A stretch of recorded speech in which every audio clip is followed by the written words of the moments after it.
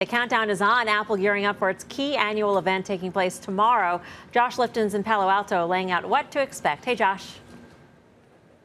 So, Melissa, if history's any guide, the star of the show tomorrow is going to be the iPhone, and we're looking through 3 new iPhone models. Analysts think some of the updates could include a faster processor, improved camera system. Remember, when you look at consumer surveys, that's often an important reason people do upgrade. Maybe also some stronger waterproofing and shatter resistance. Big question, though, for investors is going to be the price, though. What does Tim Cook charge you for these new models? I caught up with Gene Munster of Loop Ventures. He's actually expecting that Apple holds these prices constant. No real change, he thinks, from the current lineup. In addition to iPhones, we're going to be looking for wearables, right? A new watch. Analysts estimate Apple sold about 80 million watches to date. AirPods about 50 million. In fact, if you combine wearables and services, according to Apple, you're now approaching the size of a Fortune 50 company. And speaking of services, do we get any more insight and data into those new services? It's been about 6 months since Apple first unveiled those services, so investors sure would like to know when it comes to Apple TV Plus, that streaming service,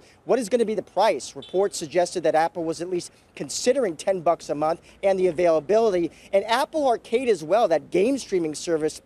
I caught up with Michael Pachter of Wedbush, and he says, listen, that is a big potential opportunity. 1.5 billion people do play cell phone games, and Pachter said the way that Apple is sort of packaging these paid download games is unique. So we'll be looking for all that tomorrow. Guys, back to you. All right, Josh, thanks. Josh Lipton in Palo Alto, California. Why do we care so much if we do care about these products, since the big upgrade is next year? Well, because a refresh and upgrades even to the software, I think, give the company an opportunity just to kind of flex its wares, show its installed base. Josh talked about the pricing. I think it'll be interesting because when you look at the cut in memory prices and different components, they get a lot more profitable. They have a lot of levers they can pull, especially in a trade war backdrop. But I think it really does come down to services. We've talked about this till we're blue in the face. It comes down to the blended multiple of the company, which I think at 17 times with 11 at iPhones and 25 at services, you're a $250 stock. It's interesting. I watch all the programming during the day on the CNBC. Oh, clearly. And on the halftime report from San Francisco, by the way. Yes. I think it was Jason Calacan. Yes. He said that Tim Cook should, I don't know if he said should step down or should be fired. He said one of those two things because Apple no longer innovates.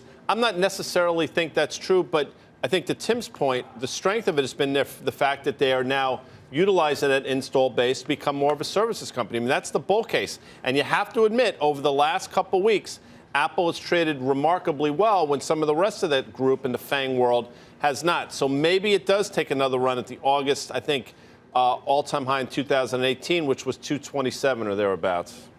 Well, to your point, I don't know how high expectations are for this meeting. They are not. Other ones have been much higher. They're nothing. And I think it sort of fits a few things. One, if they want to downplay themselves as a hardware company, and iPhone having been the center, right, the centerpiece of that, to have that be a little bit of less prominent because everyone's waiting. Why do I buy one now? Wait for 5G next year. So I think the expectations are low. So that is good going in. And, I'm long. The thing that makes me the most nervous about it is a more extraneous tariff, trade war type situation that affects Apple. I'm long. I think it'll be, they always do a great job. Whether or not the street will love it, I don't know. But I think it's not really the big show tomorrow. Right. Well, Apple's big day is tomorrow. Chartmaster, though, is going to take a closer look at some of the stocks because some of the stocks in the Apple universe are nearing some key resistance. So, Carter, why don't you pan on over to the plasma? And we'll look at Apple as well. And I think, Guy kind of touched on it. And its day-to-day action compared to its other mega cap, super cap peers, if you will, is impressive. So let's start with the semis because this is a very sort of, it's a leading indicator in many ways. It's a beta trade. It's a risk-on trade. And what we know is that the semiconductor index, and I'm going to try to zoom in here a bit, it actually made a slight new high, right? It peaked and made a slight new high and then has reapproached that level. But what's not happened is relative performance. The S&P was never able to confirm that. And so critical here is do we or don't we break out? And you're going to obviously make a bet or not. And a lot of people say it's going to be a triple top, and some people will call for the breakout. I think the relative underperformance is the tell that something's not quite as good as it would appear. So if I were to switch the screen, I would actually draw it this way. And I think ultimately semis don't make the new high and they fail. So let's talk about Apple. Apple, on the other hand, its day-to-day relative performance is quite good, and I think the setup, among many ways, is as follows: that you're into this very tight, and we pushed above this and backed away. We did get above it. We did get above it. Here's the zoom. You can see that we're just starting to break above, and my bet is that we are going to approach the highs. And Guy, you were referring to that, exactly that. Now, the most sort of worrisome thing of all within is the unwind in key idiosyncratic growth names. Here is the IGV. It's a software and other tech ETF. And what I would just point out is this is the June low, market low, of course, and a low. And we're nowhere near that low. And yet we are making new relative lows to the market. And you saw the action today, whether it's rotation or whatnot, but you're losing names like Coop and Okta, you're losing Workday, you're losing Salesforce.com. If and as it spills over to things like Microsoft, it is not good. So, before you come back over, Carter, because Carter is going to come over. Is he going to come back? Yeah. Well, he does occupy a seat as a trader on the desk today. But when you're asking Steve Chavarone, I almost felt like it was a leading question when you're asking him, if you lose these names in tech, can the markets go higher? What's your thinking? My guess is that it cannot, meaning because so much cap, it's a musical chairs story, right? So much money, top 5 stocks more than the bottom 250. And also, we've already had a substantial bounce. The BKX is up 10, 11%. Things like certain retailers, Simon Property, so that we've already expended a lot of energy in the bounce. And there's just too much money in the Visa Microsoft. If they really unwind like the other names that have, I don't see how the market holds up on that.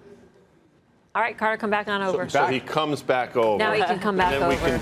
We can chat about. Yes. we're kind of almost delaying. Nobody has to bring the chair Creating a over. He has a transition. chair already. Now he's back. He's back. People can see him. Okay. So I mean, Software. I tend to sort of line up in the CBW way of thinking, which is that's what makes markets. And at a certain point, in a lot of these names, I think valuation does matter. For example, a name like Texas Instruments, which has traded remarkably well, around now, I believe it's all-time highs, trading close to 22 times or so forward earnings with maybe 8.5%, 9% EPS growth. At a certain point, you either got to get a deal done with the Chinese or these stocks are too expensive.